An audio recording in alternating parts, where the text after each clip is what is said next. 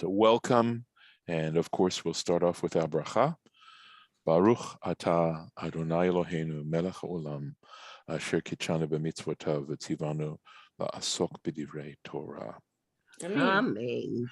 So I was actually sort of just thinking in general and contemplating, of course, trying to contemplate the holidays coming up and everything like that. But, one of the things I think we try to do is just that what our tradition tries to teach us is to try and look at the world, to try and take in the universe as a universe and to try and contemplate what it's really all about, and to take that time, which is one of the reasons we have Shabbat, is to just step back for a moment, to be capable of doing that, have that opportunity, and just think about, what it's all about and what it really is supposed to do and what our purpose is, et cetera, et cetera. So I think the Torah tries to give us various disciplines as to how to accomplish that in various kinds of ways. And so this portion starts off, of course,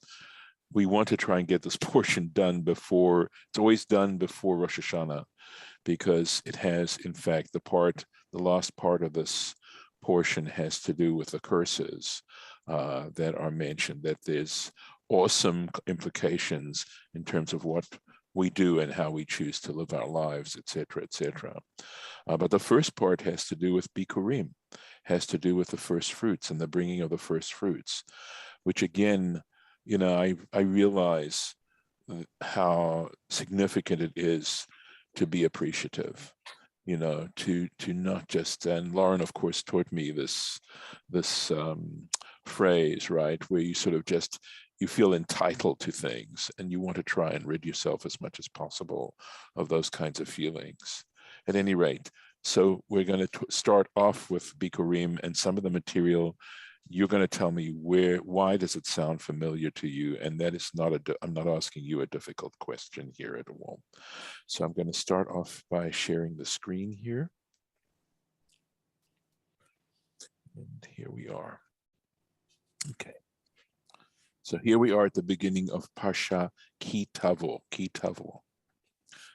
V'haya, it shall be, Ki Tavo el haaretz, when you arrive, when you come into the land, or to the land, Asher Hashem Elokecha, which the Lord your God, Notein Lecha Nachala, is giving to you as an inheritance, V'yirishta, and you occupy it, V'yeshavta ba, and you settle in it. So we're setting up the conditions under which this particular mitzvah is to be observed. And here's the Rashi right here. So the fact that it says, you arrive in the land of Israel, you occupy it, and you are dwelling in it. So in the tractate Kiddushin, page 36, the Gemara derives, Magid, this tells us, Shelo nitchayvu beBikurim, that Bikurim, the first fruits, were not owed, right? They were not obligated to bring BIkkurim, that this mitzvah did not come into force ad shekivshu et haaretz vechilkuha, until they conquered the land and distributed it, divided it up.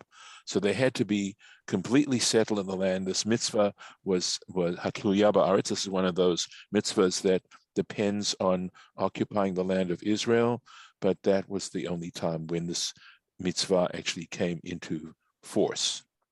So, V'lakachta mereshit kol pri hagama, and you shall take of the first of all the fruits of the ground. Okay.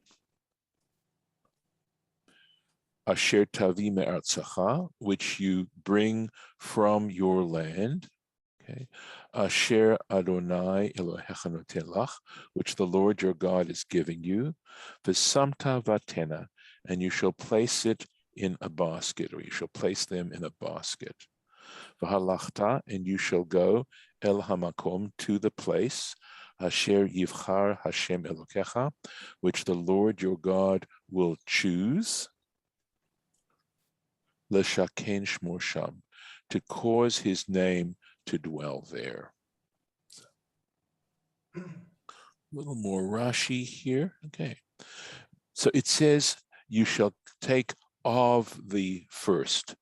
So this mem, which means of or from, is known as the partitive article. It means not all. That's how we understand it. Since it's from, it means as opposed to all, right? So some, Bereshit, from the first. So, and these are the sources where Rashi derives this. Menachot, Pei Daled Bet, right? So this could be it could be page 84. But Bet would be the second side of the page, and from the Sifrei, the halachic commentary midrash on Numbers and Deuteronomy. Velo, so he says velo kol reshit, right? In other words, of the first fruits, but not all the first fruits. Well, they told us back way back there that if they the first fruits they should give the poor and the orphans and the widows 1/10 of that. So that is referring to the second tithe. Okay, that's on years. There's a 7-year cycle, and the first and second years, and the third and fourth years. Okay, that second tithe, which is not BIkkurim. BIkkurim is something else, right? BIkkurim is first fruits. That first and second year and the fourth and fifth year of the 7-year cycle, they take up the second tithe up to Jerusalem, but the third and sixth year, that goes to the poor. That's known as Masar Oni, and that is given to the poor in the third and sixth year. And in the seventh year, that's a sabbatical year, and the land essentially becomes ownerless. But there were other kinds of ways in which social welfare was taken care of. But this is something else. This is BIkkurim. This is first fruits. And Rashi's going to explain to us how that actually operated. But the point is, it didn't come from every single fruit. She'ein kol ha'peirut chayavim BIkkurim. He says it quite explicitly, because not all fruit, right, is one obligated to bring as BIkkurim.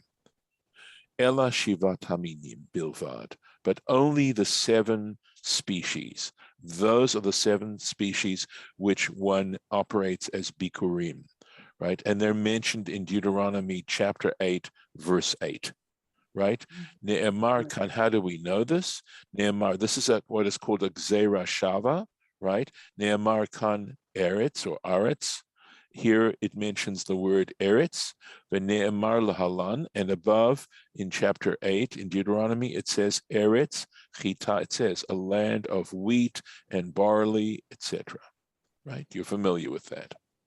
Ma lahalan mishivat hayminim, just as back there when it mentions land, it mentions those 7 species. Nishtabcha bahem Eretz Yisrael, by which the land of Israel is considered praiseworthy. In other words, these particular crops are considered to be, Israel is capable of producing outstanding crops regarding their quality, etc. Afkan Shevach Eretz Yisrael. And here too, we're referring to that which is the best of the land of Israel, Shehem Aminim, which are of the 7 species. Yes, Harlan, go on. The 7 species were forbidden in Pesach. No. You're allowed to eat pomegranates on Pesach. You're allowed to eat dates on Pesach. You're allowed to eat wheat too. Yes, it just can't be leavened. Correct. Right. And it's only 5. We're talking about 5 types of grain, right? Wheat, barley, oats, rye, and spelt. Those 7 species are capable biblically of becoming chametz. So as long as the wheat is not allowed to become chametz, you can eat wheat. But you have to be careful because these 5 species, they're 5 species of grain. These 7 species so we can try and mention them, right? So we've got wheat, barley, grapes, dates, pomegranates, and figs. And what am I leaving out? Olives. Olives, thank you, olives. Those 7 things, all right. So let's see. I love them all. Yes, they are good. Okay. I love them all. Okay. So he mentions Zait Shemen, right? Where it mentions the olive of oil. So it mentions something with regard to Zayit. And here it says Zayit Aguri. Okay, it means a medium-sized olive. Shishmano agur betocho, in which the oil is stored. Okay, agur is to be stored, right? It can mean several different things, but here it's referring to, and also the fact that Zayit Egori also means that it's a storable olive. Udvash, honey. Udvash Tamarim, this is referring to the honey of dates, date honey. It's not bee honey. And the Mereshit, from the first. And this is in Brachot Lametet, in Brachot, Tractate Brachot 39, and BIkkurim Perek Gimel, and the 3rd chapter of BIkkurim and Sifrei. So I think actually up here where it says Menachot, I believe that means Perek Daled, Mishnah Bet, chapter 4, Mishnah 2. So just to clarify that, not to give you hopefully good information. So here we go. Here's how you determine what are your first fruits. This is lovely, actually. Adam yored letoch sadehu. A man goes into his field, goes down to his field, vero'eh te'ena, and he sees a fig, shebachra, that has, given its first fruit. Right, so I imagine that it has to go past the flower stage, and the flower has fertilized and become fertilized, and now started to create a fruit, even at its tiny stage. Korech aleha gemi, and he ties a ribbon, or sometimes gemi means like a strip of papyrus, but I think the point is that he ties a ribbon around it, some kind of thing like that, l'siman, as an indication for Omer, and he says, Hare zo BIkkurim, behold, this is my BIkkurim, of this date tree, of this fig tree, excuse me. I just want to mention that Chabad's translation says that it has ripened, but I don't think that's necessarily a direct translation. I believe that what you said probably is. It's just that but they just put that here. It's a good point, and I can look up in Jastra and see, but the word. And also for Aguri, they put gathered instead of stored. Okay. But, again, yeah, go ahead. I'm just, noticing the difference, but I don't think it's necessarily that meaningful to what we're talking about. So I appreciate your doing that, though. I think it's important to mention those subtle or not so subtle sometimes, differences in translation. I think it's all to try and give us the right impression of what's being said here. So let's see, let's go on. We just did bait. So let's go on. I did quite a bit there. And here we go, verse 3. Uvata el hakohen, and you shall come to the priest, asher yeh bayamim hahem, who is in those days. That does seem to be unnecessary. Rashi will try and account for it. Okay. Va'amarta elav, and say to him, Higadati hayom lashem elokecha. I declare today before God, the Lord your God, kivati el haaretz, that I have come to the land, asher nishba Hashem lavotenu, which Hashem swore to our forefathers, latet lanu, to give to us, right? That's what God promised Abraham, Isaac, and Jacob, that he would give their descendants the land of Canaan to become the land of Israel. Okay, so Rashi's trying to explain this phrase, this apparently redundant phrase or unnecessary phrase here, Asher yeh bayamim hahem, who is in those days. I mean, what other priest would you be bringing it to other than the one who you are, who lives at the same time you do, right? So he says, Ein lecha ela kohen shebeyamecha kamoshehu. So this isn't, how to exactly translate this Rashi isn't so straightforward, but it says you only have the priest in your days, however he is, kamoshehu. So my understanding here is, regardless of his status, regardless of his, is he a great guy?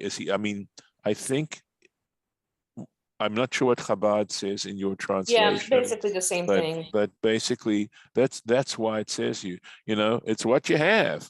And he doesn't have to be an outstanding human being. No matter how wise or holy he is, he's your priest and you come to him. That's right. So. Same could be said of rabbis. You were reading my mind, Lauren. Yes, exactly. Marta Elav, and you shall say to him, She'encha kafui tova. You say this to him, that you are not ungrateful. By the way, just going back on that comment about priests and how no matter how, there is a phrase, like a proverb within Jewish tradition called Yiftach Bedoro Keshmuel Bedoro. That Jephthah, if you compare Jephthah and Samuel, right, in the Bible, Samuel far outstrips Jephthah as, in terms of his character and his wisdom and his greatness. But it says Jephthah in his generation, like Samuel in his generation. Again, circumstances alter cases. So if you can't compare the two, you really can't, because Jephthah was living in a different generation and Samuel was, of course. Okay. Higadati hayom, I declare today. So because it says hayom, right? It doesn't just say higadati, I declare. It says I declare today. And the implication being pam achat b'shana v'lo shtei pa'amim. You just have to do this once a year and not twice a year. You missed a little Rashi between those two. Okay. Via Marta. Yeah, I said this. That you are not ungrateful. I believe. I'm sorry. I didn't hear that. Yeah, that's okay. Okay. All right. Who says those sayings, Rabbi? The priest or the man bringing the fruit? The man bringing the fruit is declaring this in the presence of the priest. Oh, but he has to be pure and not impure. He has to be. I think you raised a very good point. And in this particular case, it's quite possible, Harlan, that it's saying whether he is pure or not pure. That could be what Rashi means. You could have just stumbled on what Rashi really means by it when it says kamoshehu, regardless of whether he's in a pure state or an impure state. That could in fact be the major force of that statement of Rashi's. Then they have to eat the fruit with their family. Let's see what happens. Okay, let's see. So you're saying it may be talking about the bringer of the fruits and not about the priest? Oh, no. It's saying whether the priest is in a pure state or an impure state. I think, I think Harlan brought that up. Correct. I wasn't clear on who you are talking about. Right. But the person bringing the fruits is the one who makes this declaration. Right. He's the one who makes this declaration. Okay. Let's go on. And the priest shall take the basket from your hands. Now, we'll finish the sentence. Here we go. V'hinicho, and he shall place it, lifnei mizbach Hashem Elokecha, before the altar of the Lord your God. Okay. So Rashi has to explain exactly when it says the priest takes, it is not in this normal, what you might imagine it's saying. He says takes it lahanif oto, in order to wave, right? In order to move this symbolically up and down and right and left and backwards and forwards. And I think that those 6 directions are to represent how ultimately God is the one who makes this possible. At least that seems to be a fairly straightforward interpretation of what the waving is supposed to symbolize. At any rate, here he goes, Rashi, Kohen meniach yado tachat yad haba'alim.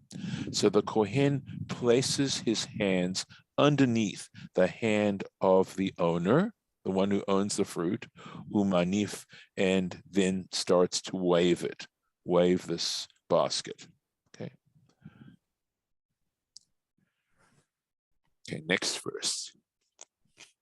V'anita v'amarta, and you shall speak up and say. So in other words, you don't mumble it, you speak it clearly, you declare. Lifnei Hashem Elokecha, before the Lord your God. Is there a certain quantity of fruit that they have to bring? I mean, some people will bring a lot of it, some people will be less of it. Well, again, if by first fruits they mean the first fruit of every tree, that would mean that if you had a large orchard, you'd be bringing a lot of fruit. If it simply means the first fruit in your orchard to ripen, then it just happens to be how many species you have. But it could be just one of all the species that you happen to own in your, on your land, and not necessarily huge amounts because you have a very large orchard. I mean, if you're going to put it in a basket, I can't imagine it being much more than 7 pieces of fruit. But you're asking a really wonderful question, Harlan, and what it's saying is that what is being stated in the Torah absolutely requires, clarification and study in order to really understand and apply what's being said here. So we'll just start this. I'll tell you what, let's stop here. And we did say, did we finish the sentence though? Yeah, let's finish the sentence. Nope, we did not. We did not finish the sentence. Nope. Okay, so what I'm going to do is I'm just going to go back here and we'll start the sentence tomorrow. We'll pick it up. Yeah, because that makes sense. It really does. Yeah, because you really can't get into that without getting into it. And you had a question you wanted us to do stuff with that. No. Okay. Yes. And there's a lot of Rashi. Yeah. Yes. Coming up on that. Mhm. Yeah. Yeah, I can't imagine why not. All right, I'm going to stop the share. And I think that they must have, that all those, the rabbis who were coming up with all these things must have had somebody like Harlan sitting there going, well, what about? And what about? And well, what is beautiful, and I agree with you, Golda, in the sense that it was someone who these were people who wanted to engage with the text. They wanted to engage with it. And so they had questions. And absolutely. And again, this is part of what I think is meant by loving the Lord your God with all your heart, with all your soul, and with all your might. And the question for me these days, especially with the Yamim Noraim coming up, is to what degree am I involved in lip service as opposed to true service? And, that's a painful question to ask because I suspect, I don't know. Well, let me just put this a different way. How many people come on Rosh Hashanah and Yom Kippur with a sense that they have sinned? That they have what? Sinned. Sinned. To what degree done wrong stuff. To what degree is, quote, sinning, quote, even a category that people actually consider these days? And the difference between committing a crime, let's say, and sinning or behaving badly, the idea of sinning is that you're doing something against the creator of the universe, that there's a deeper connotation to what you're doing.